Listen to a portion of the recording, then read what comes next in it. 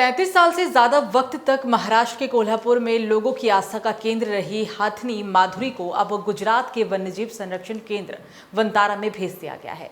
लेकिन इस फैसले को लेकर अब विवाद भी खड़ा हो गया है। क्या है पूरा मामला और क्यों है नाराज स्थानीय लोग? नमस्कार, मेरा नाम सुरभि राजपूत है और एक नए मुद्दे के साथ एक बार फिर से मैं हाजिर हूँ। ये सिर्फ एक हथनी नहीं, आस्था का प्रतीक महादेवी थी। कोल्हापुर के शिरोल तालुका में स्थित नांदड़ी जैन मठ की माधुरी हथनी, जिसे श्रद्धालु सालों से भगवान की सवारी मानते आए थे, लेकिन अब ये हथनी वहां नहीं है।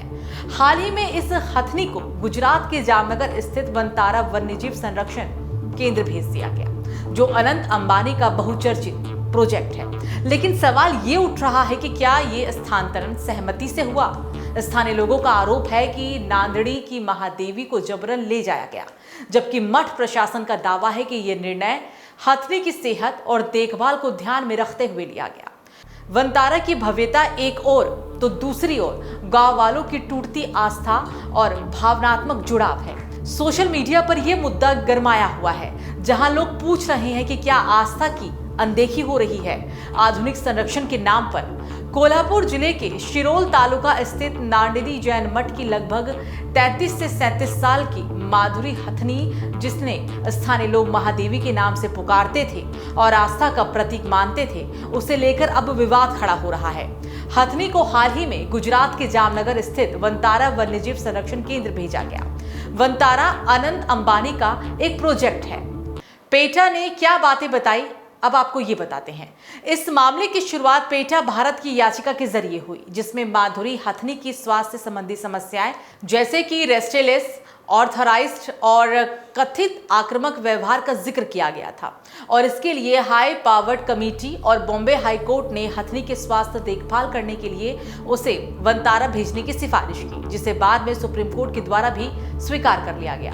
वनतारा ने आधिकारिक रूप से यह स्पष्ट किया कि स्थानांतरण उनकी पहल नहीं थी, बल्कि न्यायालयीन आदेश के अनुपालन में किया गया था। उन्होंने कहा कि यह निर्णय माधुरी की देखभाल और स्वास्थ्य हित में था। वनतारा ने स्थानीय समुदाय की भावनाओं का सम्मान करते हुए कहा कि वे जैन मठ और प्रमुख स्वामी जी के साथ संवाद करने के लिए तैयार हैं, ताकि न्याय संगत समाधान निकल सके। नांदड़ी गांव और कोल्हापुर की जनता माधुरी हथनी के प्रति भावनात्मक और सांस्कृतिक जुड़ाव व्यक्त करती है। माधुरी को सिर्फ एक जानवर नहीं, बल्कि धार्मिक और सांस्कृतिक प्रतीक भी माना जाता है, जिसने दशकों से धार्मिक समारोहों में भाग लिया और सभी समुदायों द्वारा पूजनीय रही। उनका जाने का दृश्य कई लोगों के लिए दिल तोड़ने जैसा भी रहा। जनप्रतिनिधियों जैसे पूर्व सांसद राजू शेट्टी, महाराष्ट्र के पालक मंत्री प्रकाश आंबेडकर और युवा समूह सक्रिय रूप से माधुरी को वापस लाने की मांग कर रही हैं। हजारों लोगों ने पदयात्रा निकाली। लगभग 45 किलोमीटर की ये मौन पदयात्रा, ज्ञापन सौंपे और फिर सोशल मीडिया पर अभियान तक चला दिया गया, जिसमें जियो का बहिष्कार करने तक की अपील कर दी गई, क्योंकि जियो भी अंबानी ग्रुप से ही जुड़ा हुआ है। प्रदर्शन और राजनीति।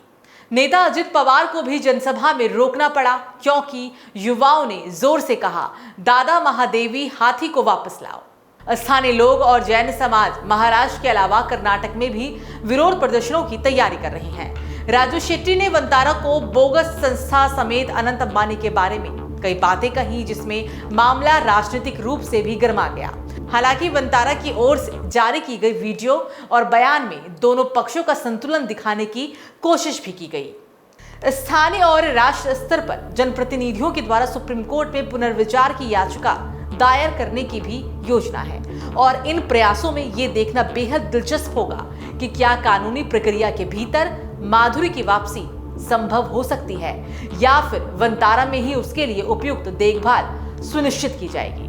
बहरहाल सवाल यही है कि क्या हथनी को बेहतर जीवन मिला, या एक समुदाय की श्रद्धा से उसे दूर कर दिया गया। माधुरी के इस सफर ने आस्था, संरक्षण और निजी प्रोजेक्ट्स के बीच बहस छेड़ दी है। आगे क्या होगा, अब ये तो वक्त ही बताएगा। आप क्या इस खबर पर सोचते हैं? आप हमें कमेंट करके जरूर बताएं।